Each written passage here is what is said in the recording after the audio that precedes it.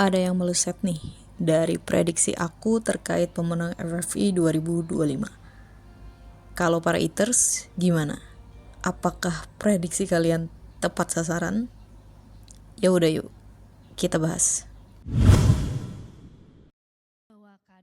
Malam puncak FFI pada 20 November lalu banyak menuai kontroversi. Well, hasilnya sih menurut aku nggak seburuk itu sih. Cuman, memang beberapa part kayak surprise of surprise aja gitu.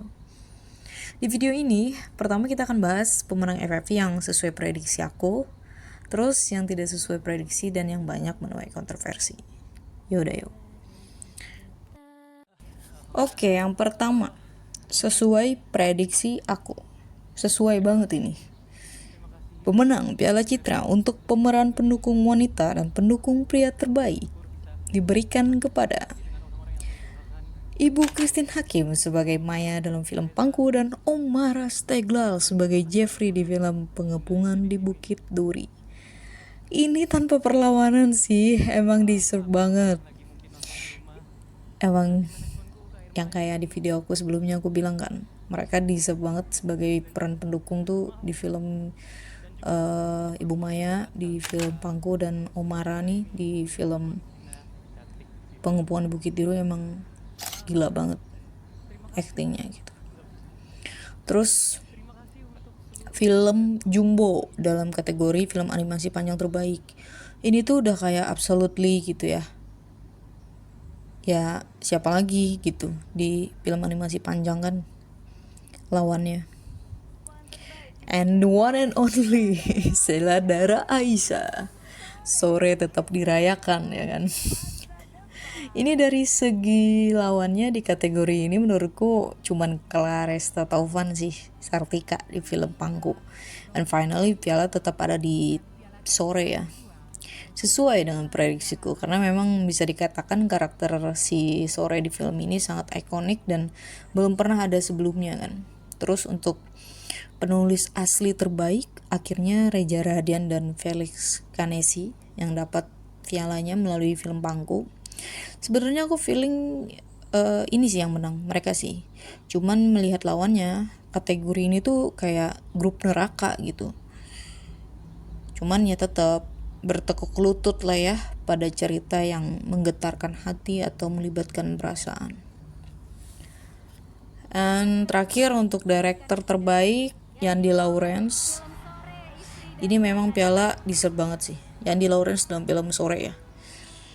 Untuk Sang Maha Sore, aku seneng banget sih Yandi dapat piala di sini. Meskipun lawannya gila-gila juga sih kayak Joko Anwar. Ya tapi ini tuh menurutku Yandi pantas banget. Nah, itu tadi yang sesuai prediksi BMKG nih. Sekarang yang bikin surprise of surprise nih guys. Kalau yang kayak kategori penyunting gambar terbaik, penata musik, penata busana kita susul lah ya. Nah ini lebih ke kategori yang core-nya aja gitu kan. Aku cukup nge-freeze ketika kategori original soundtrack terbaik dimenangkan oleh Bara Suara, Terbuang Dalam Waktu, soundtrack Sore Istri dari Masa Depan. Yang aku kira atau kebanyakan orang kira ini tuh akan dimenangkan oleh Lyle Manino. Bahkan ya Bara Suaranya sendiri aja tuh udah balik, udah pulang gitu pada saat pengumuman itu. Ya kayak udah gitu, atau memang lagi berhalangan nggak tahu, tapi kayak kelihatan nggak pede kan.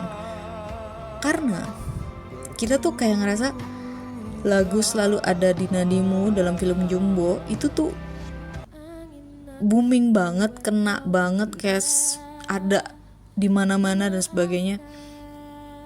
Dan memang original soundtrack yang dibuat untuk film Jumbo. Sedangkan Terbuang Dalam Waktu itu lagunya udah rilis duluan dan tidak sengaja dibuat untuk film Sore. Kalau dari segi boomingnya sama-sama booming memang. Dan jujur aku emang penggemar berat lagu Terbuang Dalam Waktu. Kalau disuruh milih ya aku milih lagu dari Bara Suara ini. Dan menurutku memang lagu Terbuang Dalam Waktu memang magic banget, mewah, gila, ancur-ancuran emang ini lagu kan. Nah tapi itu sih guys, kayak semua orang udah ngerasa fix yang menang tuh selalu ada di nadimu gitu. Who knows, keduanya bagus, istimewa kok, so no problem.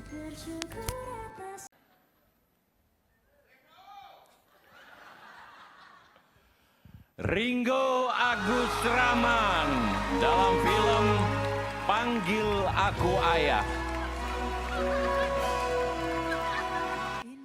Terus, untuk pemeran utama terbaik, ini jadi kayak kurang fair ya, karena aku belum nonton film Panggil Aku Ayah, jadinya aku nggak bisa dong bandingin sama ya prediksi aku, yaitu Morgan Oey dalam film Pengepungan di Bukit Duri.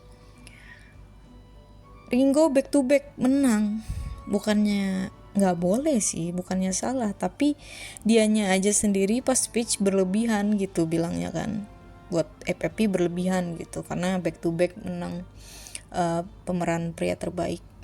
Ya kita nggak pernah tahu ya penilaian juri gimana. Kalau kalian udah pada nonton gak sih film Panggil Aku Ayah? Sharing dong apakah sedeserve itu gitu. Karena memang Ringo Agus Rahman ini banyak yang nggak tahu ngehujat atau nggak suka gitu kan, bilang aktingnya jelek lah, atau sebenarnya dia tuh punya kualitas akting gak sih kayak gitu kan.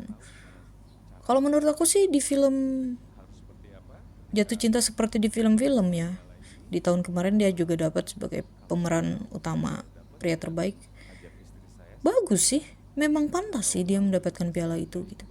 Dan Ringo ini memang punya gitu kualitas acting gitu kan. Jadi kasihan juga sih kalau dihujat kayak gitu. Nah cuman balik lagi, kalau lawannya Morgan Oey di film Pengepungan di Bukit Duri, si Edwin nih, emang aku hampir 90% ngerasa si Morgan sih yang bakalan dapat, karena memang acting dia di film Pengepungan di Bukit Duri itu hancur, gokil banget itu, stres banget sih dan tantangan actingnya sangat-sangat di luar Nurul gitu. Cuman ya kita nggak pernah tahu ya penjurian gimana. Oke, next untuk penulisan skenario adaptasi terbaik. Memang sih kayak bukannya aku subjektif, tapi masa gitu film Satu Kakak Tujuh Ponakan tuh nggak dilirik sama sekali, nggak dinotis. Ya memang kebetulan juga sih film Yandi itu ada dua ya kan, ada Sore, ada Satu Kakak gitu. Tapi aku kira ya adaptasi terbaik dimenangkan oleh Yandi nih, entah di film Satu Kakak Tujuh Ponakan atau di Sore gitu. Bukan berarti Widya Arifianti dan Sabrina Rokel Kalangi gitu ya nyebutnya, maaf kalau salah, tidak deserve. Home Sweet Loan juga gak main-main sih, bagus banget juga sih, dan penulisan ceritanya emang sangat detail, sangat sempurna juga menurutku. So ya, it's okay lah. Nah ini nih gongnya nih, plot twistnya. On Your Lap alias Pangku diam-diam menghanyutkan. Di video terakhir aku terkait prediksi pemenang FFI 2025, memang head to headnya Sore sama Pangku. Namun aku lebih condong ke Sore karena ngerasa belum pernah film Indonesia presentasi filmnya kayak begini gitu, kayak Sore.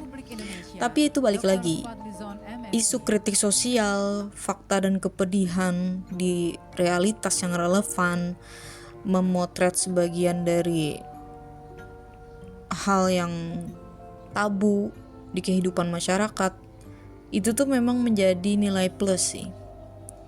Meskipun kayak banyak banget netizen ngerasa Sore lebih hype, terus hall of productionnya gila-gilaan, syuting di luar negeri kelas Hollywood, mewakili Indonesia di seleksi Oscar 2026 juga.